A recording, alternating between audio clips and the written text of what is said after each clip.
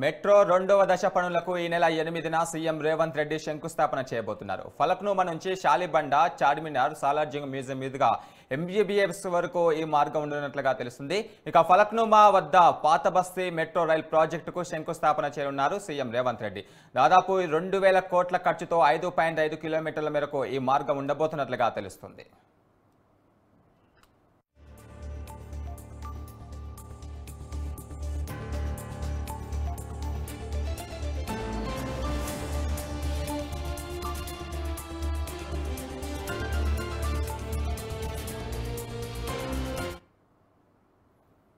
రెండవ దశ మెట్రో ప్రాజెక్టుకు సంబంధించి మరిన్ని వివరాలు మా బ్యూరో చీఫ్ శ్రీనివాస్ అందిస్తారు. శ్రీనివాస్, గురు ఇక ఆ ఓల్డ్ సిటీలో మెట్రో రెండవ దశ పనులకు ఈ నెల 8న సీఎం రేవంత్ రెడ్డి శంకుస్థాపన చేయనున్నారు. ఇక ఫలక్నామా నుంచి షాలిబండ, చార్మినార్, సాలార్జంగ్ మ్యూజియం మీదుగా ఎంజీబీఎస్ వరకు కూడా మరి రైలు మార్గం ఆ ఫలక్నామా వద్ద పాత బస్తీ మెట్రో రైలు ప్రాజెక్టుకు శంకుస్థాపన చేయనున్నారు సీఎం రేవంత్ రెడ్డి.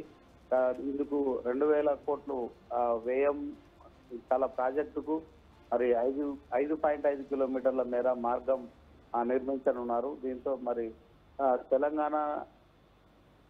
తెలంగాణకు సంబంధించిన రాజధాని అయిన ఇంకా హైదరాబాద్ లో మెట్రో రైలు మార్గాన్ని పొడిగిస్తున్నారు. మరి తొలి కాంగ్రెస్ పార్టీ ప్రభుత్వం ఏర్పాటు చేశాక మెట్రో రెండవ దశ పనులకు శంకుస్థాపన చేయడానికి మరి రేవంత్ రెడ్డి అయితే ముహూర్తం ఖరారైంది. గురు, థ్యాంక్ యూ శ్రీనివాస్.